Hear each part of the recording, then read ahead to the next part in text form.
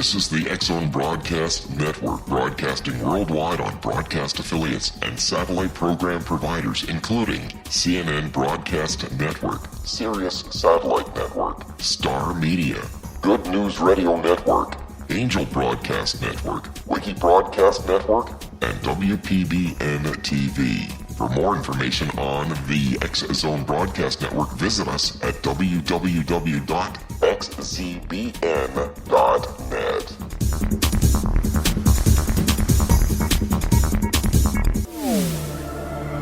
The X-Zone Radio Show with Rob McConnell is largely an opinion talk show.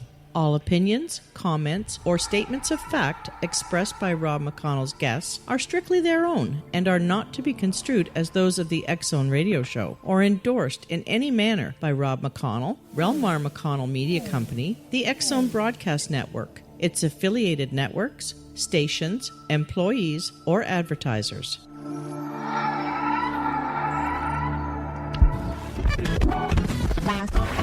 All Hit Radio.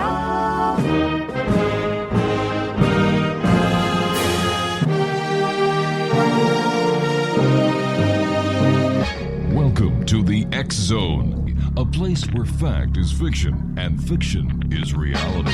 Now, here's your host, Rob McConnell.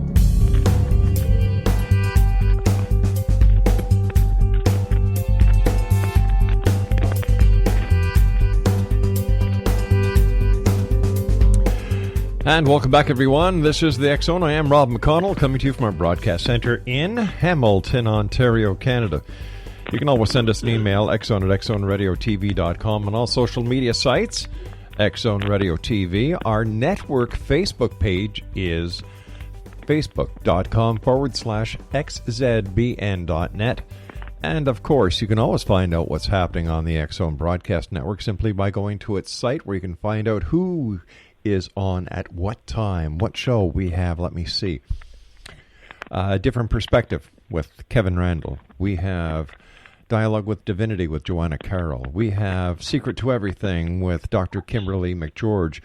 We have Paranormal Stakeout with Detective Larry Lawson. And that's just a few of the many great programs that we have available for you, the X-Zone Nation, at www.xzbn.net.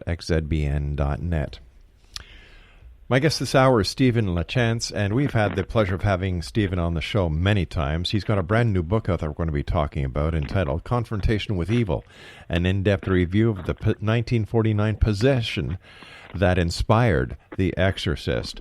Now, Stephen is the author of The Uninvited, Blessed Are the Wicked, and Crazy, A Prayer for the Dead. He's been featured on the Travel Channel, CNN, NBC News, CBS News, Fox News.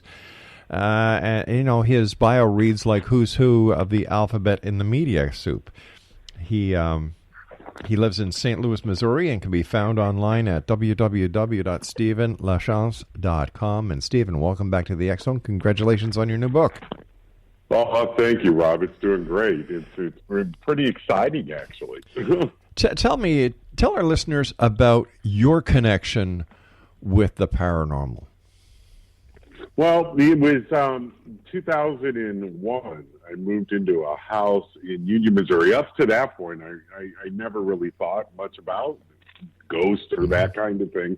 And then we moved into this house, and shortly after moving into it, things started happening. And, the kids actually started seeing things and hearing things. And at one point, my youngest son, every time he would be out of the room, I would find him screaming and shaking, claiming something had chased him. And I thought, wow, at one point, I'm in bed, and I have all three kids sleeping with me. And I'm thinking, what did I do wrong? What's going on here? Was it the move and all that? Mm-hmm. And it wasn't long after that when I saw it for the first time. And we were going to play a game one night, and we were sitting down, and I look up into the kitchen doorway, and a smoky black figure of a man stood there. And my whole life changed at that moment. At that moment, I realized there was such a thing as ghost.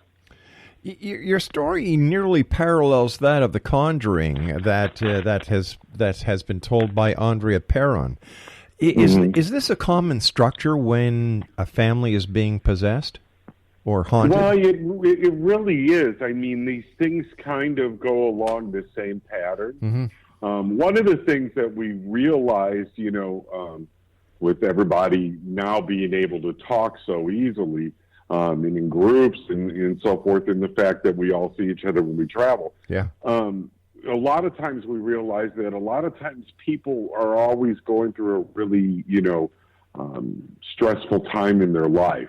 And it seems to be one of the things that draws us in. And so that's just one aspect. And it always seems like it works in the same way. The stories are different in events, but the overall structure of them pretty much are the same, aren't they? They certainly are. When we come back, Stephen, we're going to talk more about your book, Confrontation with Evil, an in-depth review of the 1949 possession that inspired The Exorcist. Exonation, my guest, is Stephen A. LaChance, the author of this great book. And if you'd like to find out more about Stephen, visit his website, stephenlachance.com. And I'd like to thank our good friends at Llewellyn for sending us a copy of this book and for having Stephen on the show with us. We'll be back on the other side of this break, Exonation, as we continue here in the X-Zone from our broadcast center, which, to the best of my knowledge, is not haunted. Right here in Hamilton, Ontario, Canada. Mind you, we couldn't say that when we were doing the show from News Talk 610 CKDB in St. Catharines, Ontario, because that place was haunted. We'll do a show on that some other time. Stephen A. LaChance is my guest. This is the X-Zone. I am Rob McConnell. We'll be back. Don't go away.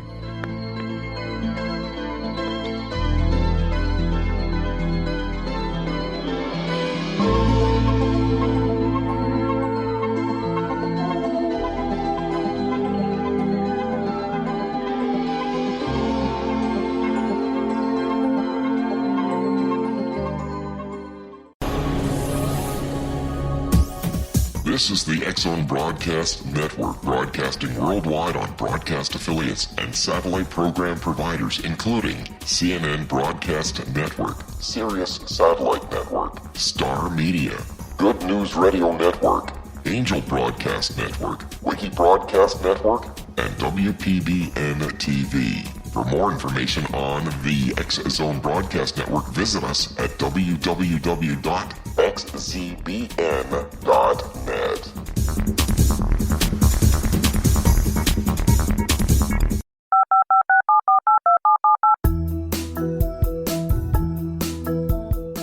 Did you know that when you're on the road with limited data or Wi-Fi, you can still listen to the X-Zone Radio Show with Rob McConnell, The Science of Magic with Gwilda Wiyaka, X-1, Dimension X, Space Patrol, and every minute of the X-Zone Broadcast Network by calling 213-401-0080, courtesy of Audio Now.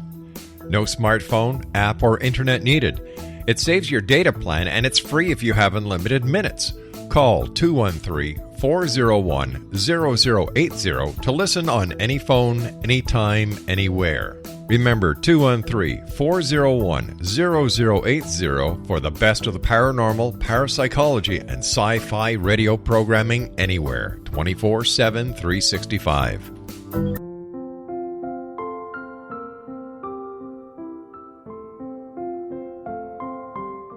I am Dr. Carl O'Helvey, founder, president of a new cancer foundation focusing on evidence-based physical, mental, and spiritual interventions, including natural cancer cures, prayer, meditation, affirmations, nutrition, and other related holistic cancer prevention and cure modalities. These are used in cancer education, research, and financing care. I ask for your help to continue this important work by donating at www.holisticcancerfoundation.com.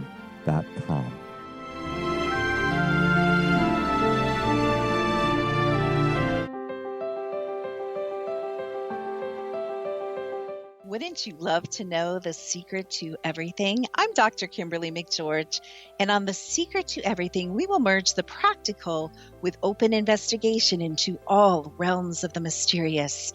We will talk to cutting-edge alternative health practitioners, those who inspire and motivate you in business and life, and of course, we will share stories of the paranormal, conspiracy, and cryptozoology. You will transform because of the frequency I carry, the frequencies my guests carry. Life may never be the same after you listen to this program, for the secret to everything is for you, the listener, for those who desire more in every area of their lives and believe that it can still be found. Listen and discover thesecrettoeverything.com.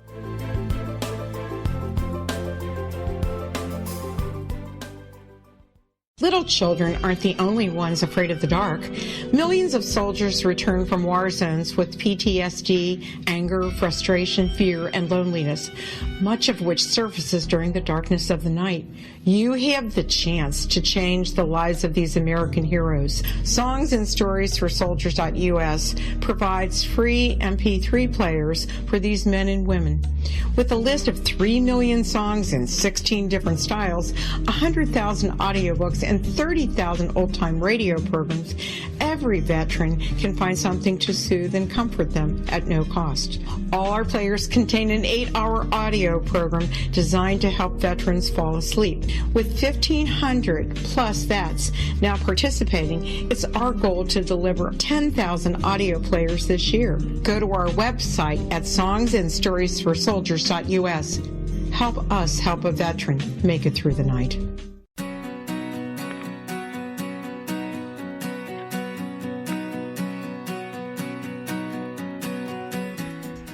And welcome back, everyone. Stephen A. LaChance is our special guest. We're talking about Stephen's new book, Confrontation with Evil. An explanation for Stephen LaChance, the possession case that inspired The Exorcist, has always felt incomplete. In this book, he shows how the official account crumbles under scrutiny, revealing instead a story of familial horror and spiritual corruption that implicates the highest levels of the Catholic Church. Known as the 1949 St. Louis exorcism, the harrowing story of a possessed child and his terrified family was immortalized in The Exorcist. With Linda Blair, remember that? The head spinning around, the pea soup flying all over the place. While theories and rumors about the case abound, none of them explain how a young child could have been possessed to the degree described in the Father Raymond Bishop's infamous diary. Well, we're going to join Stephen, author, investigator, and himself the survivor of a long-term demonic attack, as he shares shocking evidence for how seemingly benign events progressed into a full-blown demonic possession.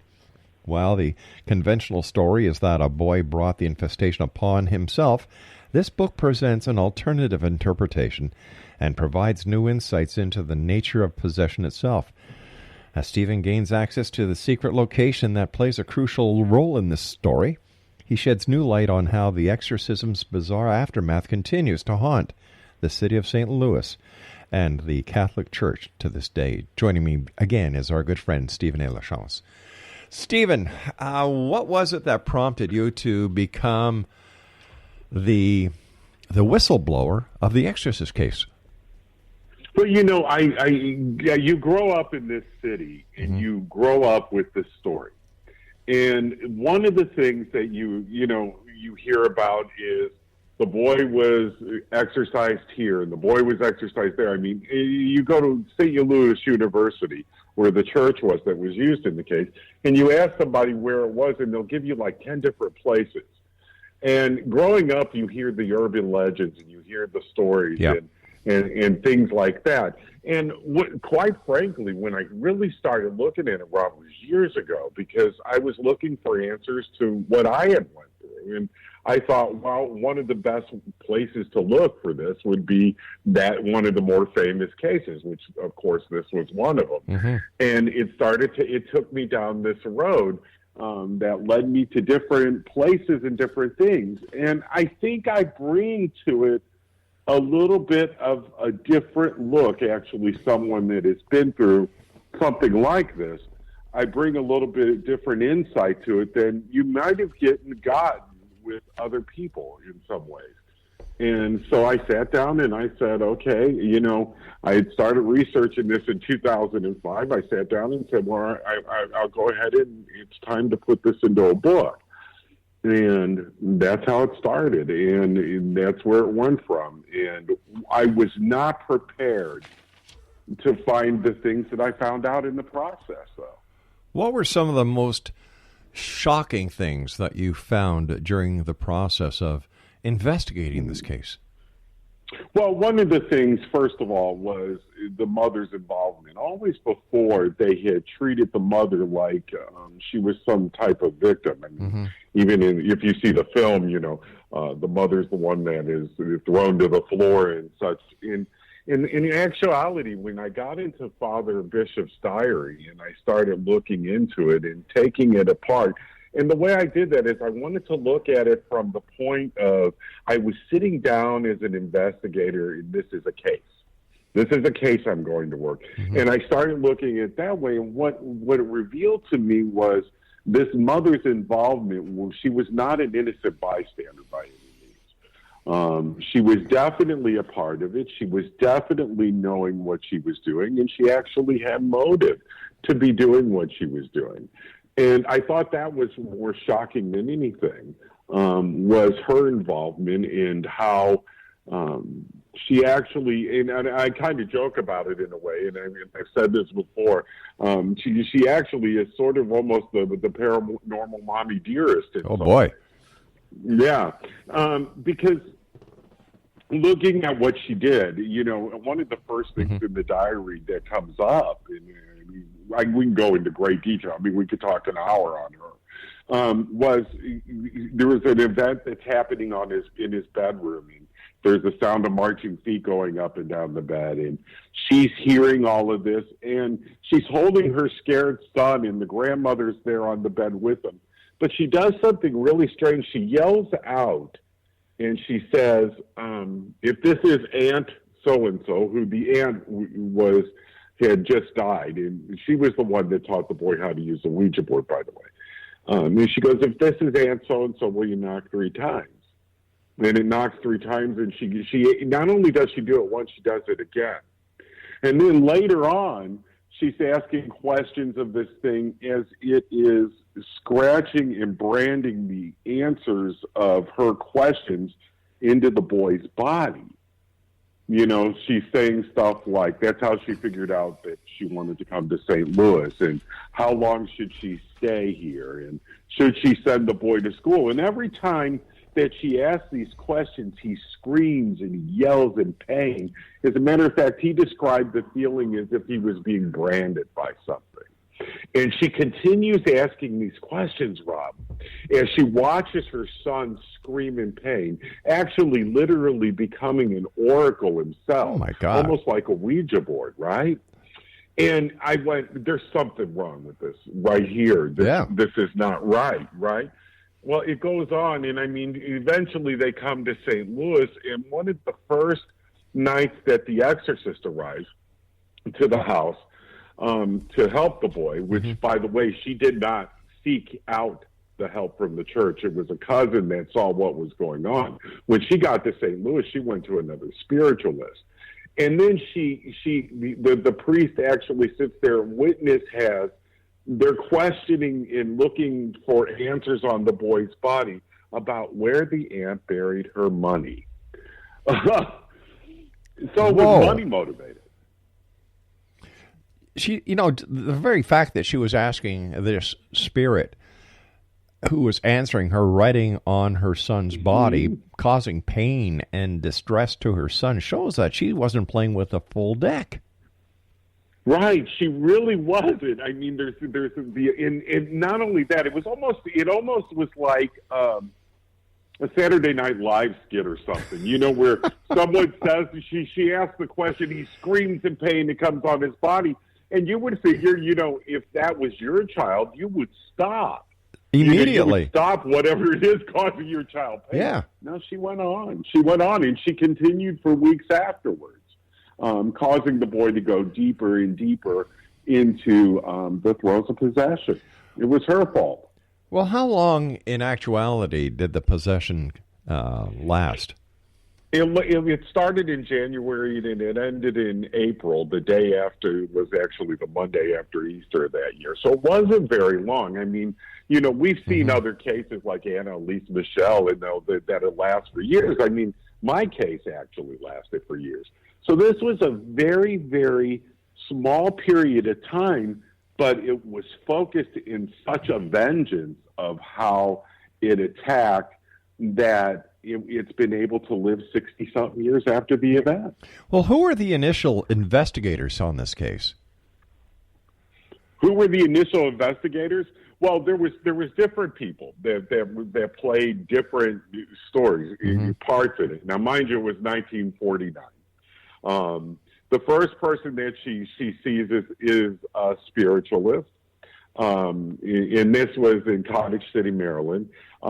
She goes to her minister, which she's a Lutheran. But interesting enough, the minister was more interested in what was happening with the boy from a paranormal standpoint, because he was actually in correspondence with the Rhine Institute, by the way. He was interested in the paranormal. And he wasn't much help. She went to a Catholic priest in Cottage City, Maryland. Now, there's some debate on whether, now the diary says that an exorcism wasn't done, but we know later that there's a priest that claimed he did perform an exorcism in Cottage City, Maryland. So that's one of the things that we get into the book. We kind of weigh out what happened. It's hard to say. I would go with the diary, more or less, because when you look at the diary, Father Bishop wrote this diary as an internal document. It was not meant for public consumption. So, I mean, there was a lot of people involved along the way. She took him to a medical doctor. The medical doctor said there was nothing wrong with him. She took him to a psychologist, and the psychologist said he was just a little high-strung. So it was interesting to me, from the boy's point of view, looking at it and seeing all of these people around him. I mean, priest, minister, doctor, mother, all of these people that should have been there for him, that he would look to find guidance and to lead him out of this thing. Everybody just kind of had their own agendas, or were going their own way, or simply didn't know what to do with him. So, I really kind of started feeling sorry for him at points. How close? Well, I just answered my own question, because apparently there is no parallel to the movie version of The Exorcist to the actual event. So it looks like Hollywood once again sensationalized in order to make a big buck. Incredibly sensationalized. Now, if you go back and see the William Peter Blatty, he died not too long ago. But he thought he was going to bring the masses in, the young back to the church is what he thought. But if you look at the film and you look at the actual story, there's very little there that, other than the fact that it inspired him, because the boy was not a pea-spitting, head-spinning, beast, And in some ways, I think maybe what he wanted to do there was, and I've always explained it to myself like this, was that he was looking to show all of the possibilities of what could happen within a possession. And so he took pieces from all kinds of cases and all possibilities, and he put them into one. And what you have is the Hollywood version, again, of entertainment. However, I think in this case, it may have done more damage than it did good in a lot of ways, because I think if you look at The Exorcist and what it was, it actually brought the devil into the realm of entertainment and made it a lot easier for people to be affected by it. And then you had The Omen, you had the Amityville Horror, you had Poltergeist, 1, 2, 3, 4, 5, White Noise. It proved to Hollywood that, hey, you know what, there's money in scaring the hell out of these people and putting the church behind it. There's big business in it, absolutely, and the church doesn't mind it. The church doesn't mind it at all, because as long as there's a devil out there in the world, they're needed. That's part of the business. Yeah. Stephen, stand by, my friend. You and I have to take our news break at the bottom of the hour. Exonation Stephen A. LaChance is our special guest, and he is the author of Confrontation with Evil, an in-depth review of the 1949 possession that inspired The Exorcist. His website is www.stephenlachance.com. And I'll be back on the other side of the news break as we continue talking about The Exorcist, hauntings, possessions, and the paranormal. My name is Rob McConnell. This is The X Zone. www.xzbn.net is our broadcast network website where you can listen to the show, and our network, 724 365. Don't go away.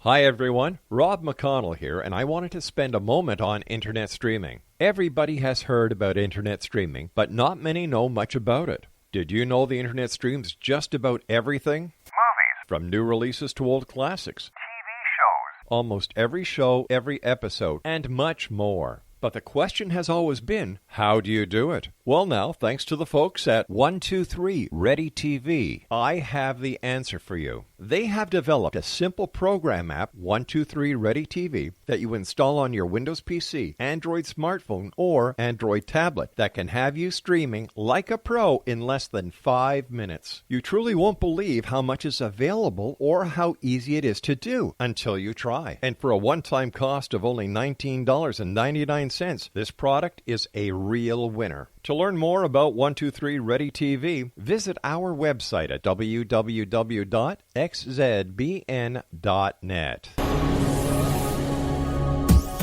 This is the X Zone Broadcast Network, broadcasting worldwide on broadcast affiliates and satellite program providers, including CNN Broadcast Network, Sirius Satellite Network, Star Media, Good News Radio Network, Angel Broadcast Network, Wiki Broadcast Network, and WPBN TV. For more information on the X Zone Broadcast Network, visit us at www.xzbn.net.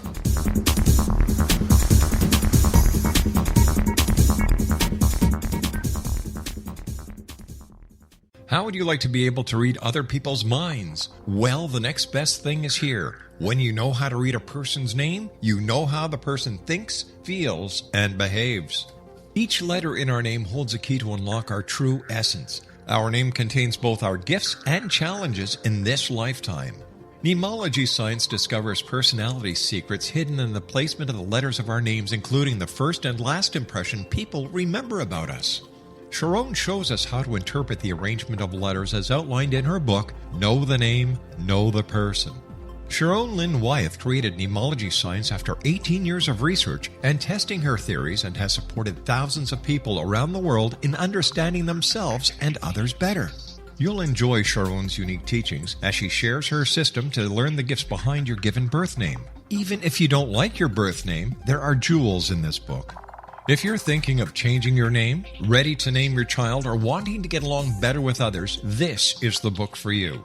If you'd like to improve your relationships and change your life for the better, get the book today, Know the Name, Know the Person, or visit www.knowthename.com. That's www.knowthename.com.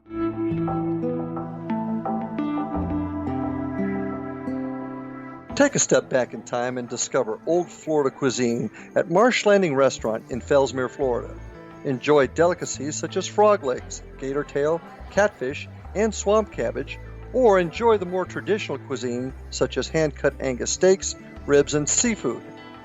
Join us for breakfast with a southern flair featuring sweet potato pancakes, biscuits and gravy, and much more. Planning a party? Marsh Landing's private dining rooms can accommodate groups from 8 to 80 people. While you visit, enjoy the historic pictures, artifacts, and stories that line the walls. Marsh Landing is truly a unique experience. Marsh Landing Restaurant, 44 North Broadway in historic downtown Fellsmere, or visit marshlandingrestaurant.com Marsh Landing.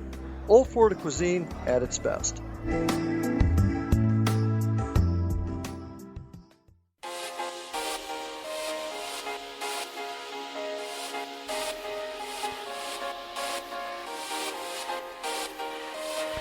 Welcome back, everyone. I don't think there's anyone listening tonight who hasn't either seen The Exorcist or has heard of it. And I remember back that time when The Exorcist came out, there was an onslaught of evil activity that the media started focusing on. Mm-hmm. How do you, as an exorcist and a paranormal researcher, see the damage that Hollywood is doing and how it affects people who may not have had any problem whatsoever? Well, it kind of, when you start and you invite something in, one of the first steps of possession is invitation, meaning that you invite it into your life in some way. I mean, I can tell you the exact way that it happened for me. I mean, I kind of turned my back on my faith and my religion at one point due to the fact of I had some personal things that took me down that road. But it does seem to work that way. Now, what you do is you start bringing these things into people's minds, and there was even a point when I was writing the book, I felt a little guilty because, in essence, I was doing the same thing in some ways, even though it was more of a descriptive explanation. Mm-hmm. But you bring these things into your house. We had a few years ago on a Halloween, there was an exorcism performed live on television, supposedly. You bring this stuff into your house, it's inviting it in. It makes it a whole lot easier. And then this fascination, I don't know how many times I've been out there in the social media world and I've seen someone say, boy, I would love to see a possession, or I would love to take part in a demonic haunting. That's part of the invitation. And all of those ideas are coming from, it starts from someplace. And in many of the places that it's starting today is through entertainment. I cannot imagine what it is like and what somebody's thought process is that they would sit down with their kids and their family and sit down with a bowl of popcorn to watch, the devil on television in hopes that they see something along those lines. To me, that doesn't make sense. To me, that's not protecting your family in the way you should. And I think a lot of this is that way. I mean, you ask a lot of these young kids, and they've seen these movies, mm-hmm. Rob. Well, the reason why you don't understand it is because you're a very smart person. That's why you don't mm-hmm. understand it, Stephen. Because these people who do watch these movies with their children, I'm sorry, they need to get a life. They need a reality check, and to them it's just a cheap thrill. Well, I don't believe there's anything as a cheap thrill. I think that these kind of thrills are very expensive and take a great mm-hmm. toll on your family.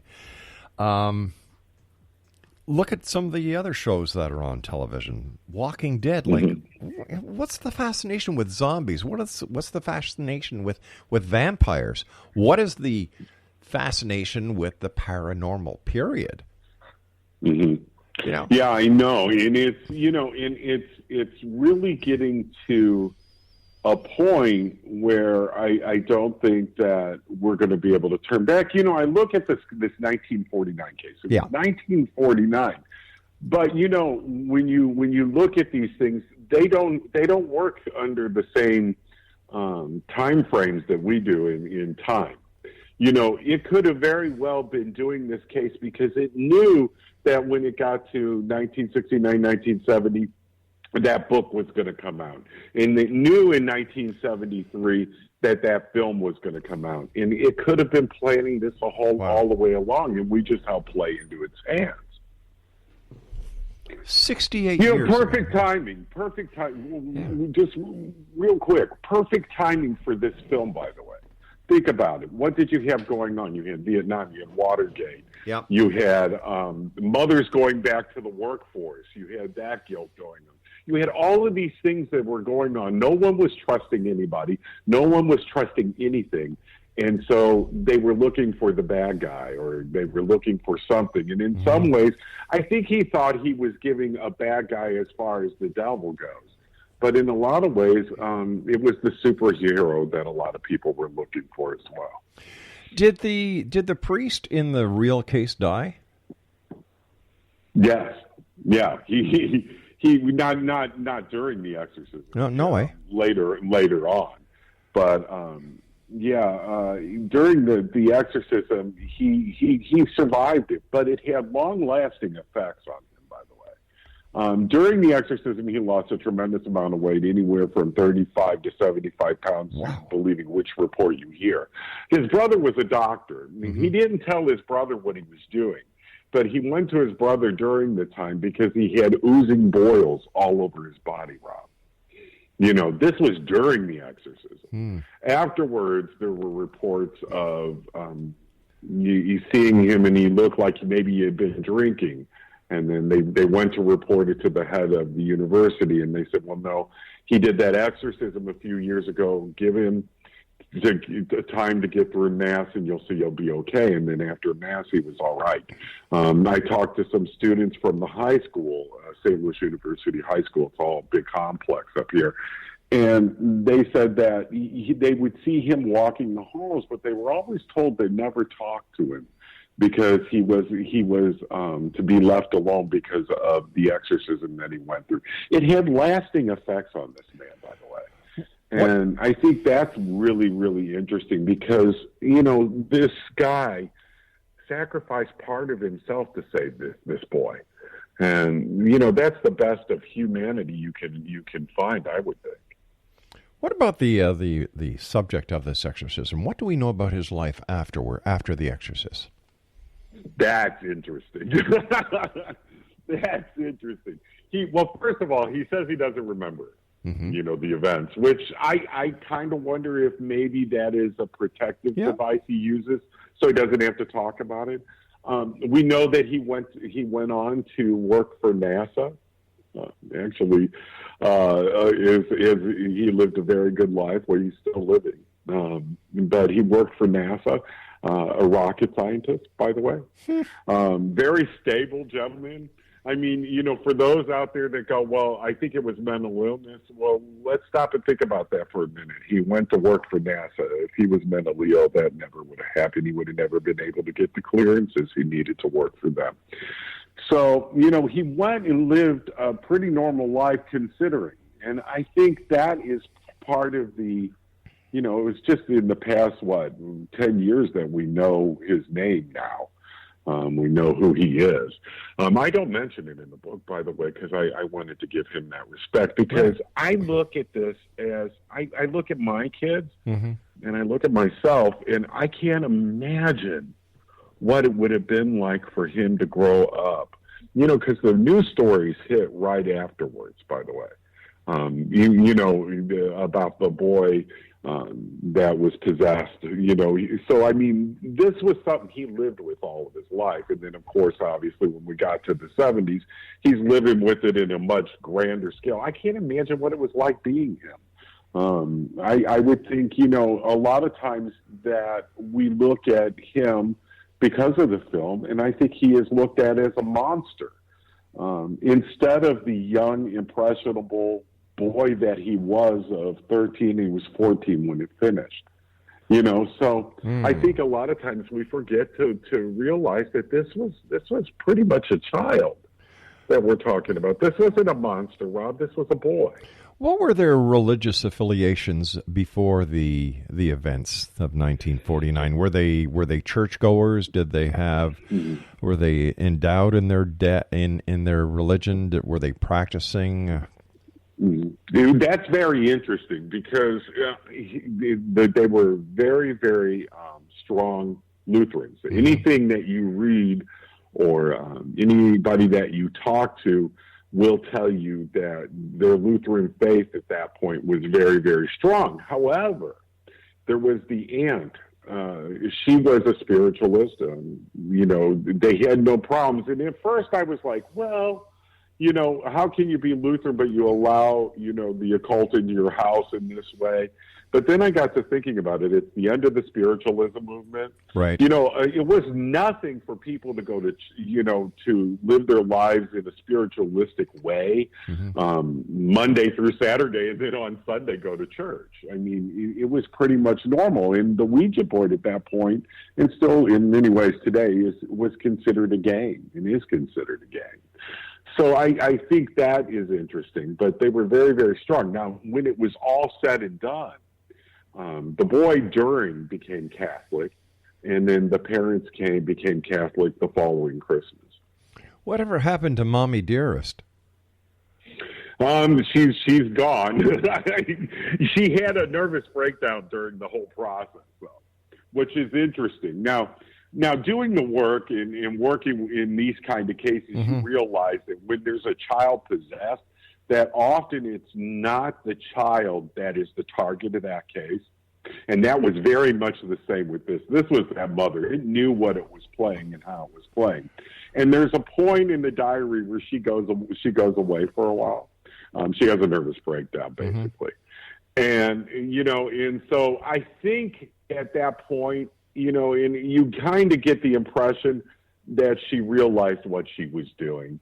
You know, can you imagine at that point, at the point of no return, standing there looking at your child and seeing him go through what he was going through, which was, oh my gosh. You know, it had to affect her. And I think in eventuality, what happened to her is it pushed her over the edge. And then she obviously came back later, and hopefully she lived more of a normal life. But you always hear stories that she wasn't the most stable, though.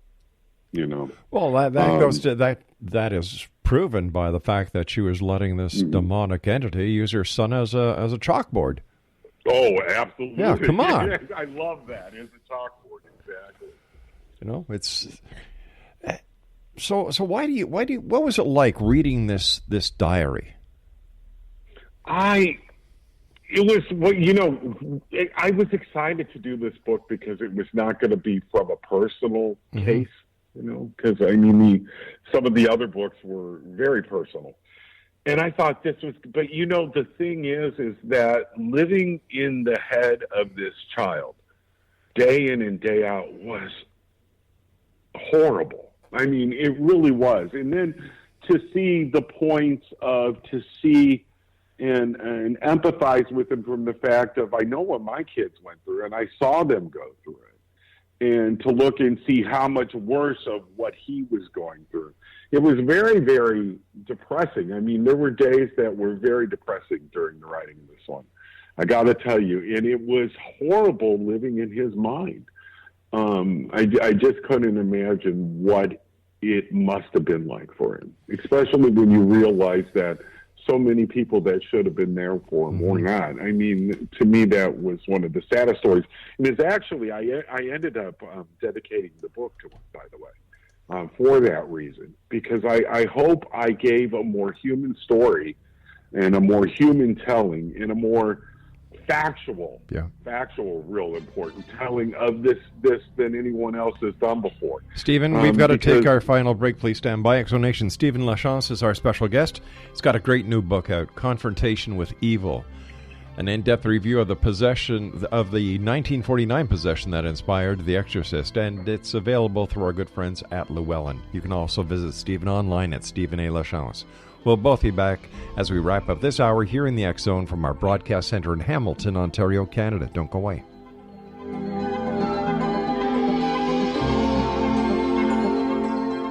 Hi everyone, Rob McConnell here, and I wanted to spend a moment on internet streaming. Everybody has heard about internet streaming, but not many know much about it. Did you know the internet streams just about everything? Movies. From new releases to old classics. Almost every show, every episode, and much more. But the question has always been, how do you do it? Well now, thanks to the folks at 123 Ready TV, I have the answer for you. They have developed a simple program app, 123 Ready TV, that you install on your Windows PC, Android smartphone, or Android tablet that can have you streaming like a pro in less than 5 minutes. You truly won't believe how much is available or how easy it is to do until you try. And for a one-time cost of only $19.99, this product is a real winner. To learn more about 123 Ready TV, visit our website at www.xzbn.net.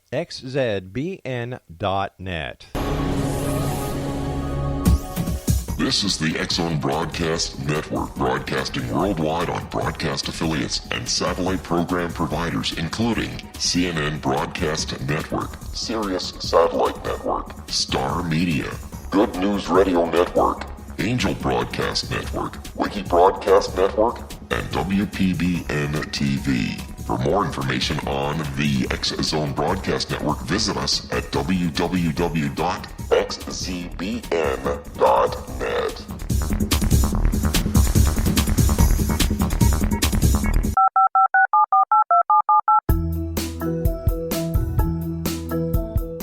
Did you know that when you're on the road with limited data or Wi-Fi, you can still listen to the X-Zone Radio Show with Rob McConnell, The Science of Magic with Gwilda Wiyaka, X-1, Dimension X, Space Patrol, and every minute of the X-Zone Broadcast Network by calling 213-401-0080, courtesy of Audio Now.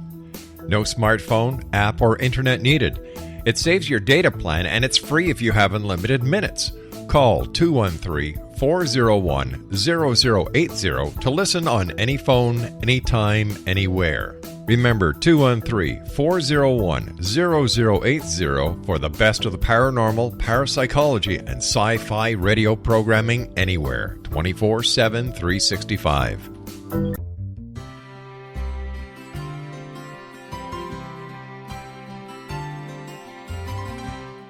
True healing must address 4 levels: physical, emotional, mental, and spiritual, for us to live joyful and productive lives. We tend to treat 3 of the 4, leaving the spiritual languishing. If you're tired of the same dysfunctional patterns cropping up in your life, Soul Balancing is for you. Trixie Phelps, owner and founder of Soul Balancing, is a naturally gifted energy healer trained in numerous esoteric forms, including shamanism. Trixie has created a powerful modality that safely and effectively clears your energetic field. A soul balancing session can remove interference, heal trauma, and restore your hope. Contact Trixie for a life-changing long-distance session today, www.soulbalancing.world.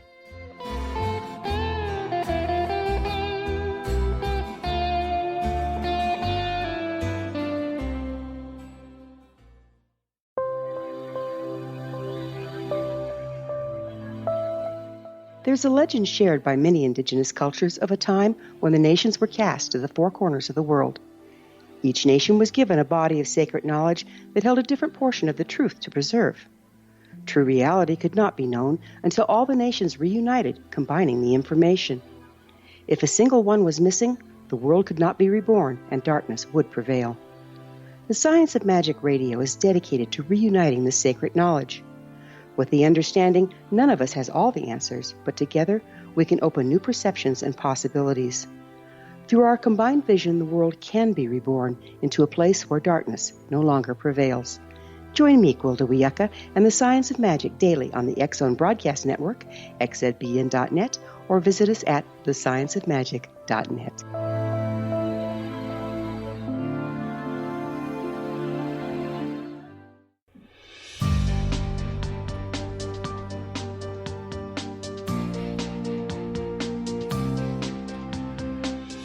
Stephen LaChance is our guest. We're talking to Stephen about his new book, Confrontation with Evil, and it's published by Llewellyn. It's available all over the place, and if you'd like to find out more about Stephen, visit his website, stephenlachance.com. Stephen, what's it like, or what happens to a child that goes through the type of psychological stress and trauma that this child went through? How is he... You know, is the fact that he doesn't remember anything the mind's way of protecting him and allowing him to get back to life as he knew it before the event? I think you got your finger on it. I think when you look at this, there's a lot of post-traumatic stress. For those that remember it, for those that don't, it's almost like the person that lives through a severe car accident. They don't remember the accident itself. And I think it is the mind protecting itself and protecting them from things that would harm them in a way. A good friend of mine that went through a possession once described it, and I kind of understand him not remembering parts of this as well, because she went through a possession, and she talked about when she would go under, when the demon would take over, she would go to a dark place. And a lot of times I think that's what happens. They go away from themselves, and so they don't realize what is happening once the demon is present in some cases. And maybe that is a blessing, Rob. Why doesn't God or the archangels intervene and cast the spirit out? And why do they allow the victims of the exorcist to endure so much pain and so much psychological trauma? Well, I wish I had the answer to that. I mean, but in my mind, I believe that it is always for a purpose. Maybe the purpose was that it allowed this to happen in this case because this mother needed to be grounded back to where she needed to be, and she wasn't doing anything right for her child. Yeah. And maybe that's what this But is about. It's very difficult to decide. But if that was the case where the mother needed the grounding, why not have the demon possess the mother? Why put the child through it? Well, that's true, but one of the things the demon wanted to do more than anything, the idea behind a child being possessed most of the time is the demon trying to get the parent to say, take me instead. But once again, in the Bible it says, suffer little children to come unto me, for thine will be the kingdom of heaven. And yet it seems that it's the children who do the most suffering. Yeah. No, yeah, even in the Bible. Yeah. It's true. I agree with you. I absolutely agree with you. I don't have a definitive answer. I mean, other than the fact of faith tells us that things happen to us for a reason, and there's reasoning behind this, and and the idea that God actually allows these things to happen at times. So. To your knowledge, has anyone who is an atheist ever been possessed? Offhand, I'm sure there's somebody out there at one point. Well, you know what? I was really not believing when everything happened to us. Really? So I think, yeah. Oh my gosh. I really had turned my back to it all. I had a sister die, and it was back, what grief can do to you. Sure. But, so I imagine that it's very possible because, I saw myself go through it. I also saw a young woman that, come to think of it. Yeah, I do know of one, actually. There was a case I worked a few years ago where the girl had been raped by a priest, by the way. We couldn't have a priest help her. But what was interesting about the case, Rob, is that she was a complete atheist, and she was completely taken over. So what happens to a spirit or a demon when the demon is cast out through the rite of exorcism? Does the demon then have the ability to repossess someone? Well, yes. Some people go, well, they bind the demon. No, that's not the case at all, because, and I can tell you this for a fact, because one of the things about the demon is that you have to have the demon tell us his name. He has to come forth with the name of who he is. Why? And it's a recognition. Oh, I see. Of it. And, in numerous cases, we've seen repeat offenders come out in the different cases. So it goes from one to the other. It's not a binding that happens that makes it unable to go to someone else. It goes to someone else. So how does one prevent themselves from being possessed? Attitude in life, Rob. is everything. I mean, this was the hardest thing for me to come to terms with. I had to get to the point, and I'm sure, and this is every one of my cases, this is always, first of all, you have to understand where you participated in it, how you invited it in, how you allowed it to take up residency, so to speak. And then, you have to realize that, there's a whole lot in this world to be thankful for. To be happy about, and you kind of chase things away. You look for things like faith, and I'm talking about a spiritual faith, not a religious faith. Right. Love for you love, family, and one of the big important things that I found, believe it or not, is laughter. You got to learn how to laugh again, and it helps a whole lot. I remember in the movie Michael, where John Travolta is playing the Archangel Michael, he says, you got to learn how to laugh. Mm-hmm. Yeah, that's so true, and I cannot tell you. It took a while. It took a while after going through what we did. I remember waking up one day and I was just happy I woke up. But each day that you're thankful for something, you add to it, and before long, your life changes and you're back on the right track again. How many positive attracts positive?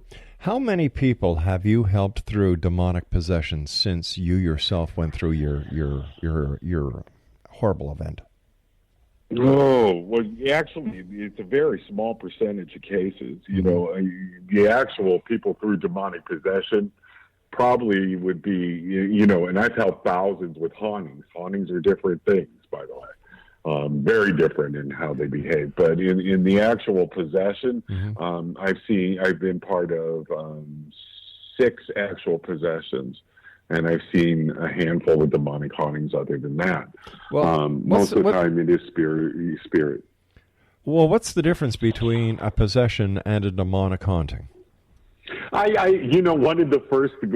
my first questions I asked years ago, and I had a friend tell me, the way you can do it, a haunting is going to move a toy car across the floor. a demonic possession is going to pick that car up and throw it through the wall. Wow. And there's truth to that. I mean, there's things. It's much more powerful, and it works in very specific ways. The hauntings you don't follow any rhyme, set, or reason usually. But these things do, and they're always the ones that you're going to find the big movement, the big activity, the scratching, and that sort of thing. Do people try to purposely to misrepresent themselves as a person who is being demonically possessed to request an exorcism? That's funny. It's every time one of those darn movies come out, Rob, you're going to get a rush of people that really possessed. I don't know if it's because I don't think that they're deliberately, for the most part, trying to deceive. Mm-hmm. I think in their mind they work it up to the point where the closet door opens by itself, and somebody that without the right kind of knowledge would think to themselves, okay, that's the devil, instead of the wind or anything else. But, so it happens. And it seems like it follows these things, these films and such. And that was one of the things about writing this book that concerned me. I'm like, how many people am I going to have to tell they're not possessed afterwards? We talked briefly about Ouija boards. What is your advice to any parent out there listening tonight who is contemplating getting their child a toy known as a Ouija board? And don't let your kids go out and investigate either. But, these things, most of the time, you're going to mess with them and nothing is going to happen and everything is going to be okay. But there are those cases that something steps in, and even you don't want your child to even begin to have to deal with that because they could be dealing with it for a lifetime. And as far as an adult, you don't want to bring that into your life either. Hey, Stephen, it's been a great hour talking to you, my friend. As always, I wish you much success. Let our listeners know how they can get a copy of your book and how they can find out more about you. And I hate to say it, but if anybody needs your assistance, how they can get that. Well, they can go to my website, StephenLaChance.com. There is a contact tab there. The books are available worldwide. Anywhere books are sold or downloaded is where you can get them. So, you know, anybody that's got any questions, I'm not one of these people that doesn't answer anybody. If you ask me a question, I'll give you an answer. So go to StephenLaChance.com and hit the contact tab. Stephen, to you and your family, continued blessings. Keep the great work up, and I look forward to the next time you and I join each other here in the X-Zone or somewhere in the great beyond. Thank you. Thank you for having me. Take care, my friend. X-Zone Nation, I'll be back on the other side of this break as we continue here in the X-Zone from our broadcast center in Hamilton, Ontario, Canada, on the X-Zone Broadcast Network, Talkstar Radio Network, and across Europe on Radio X. My name is Rob McConnell. Don't go away. We'll be back after the news.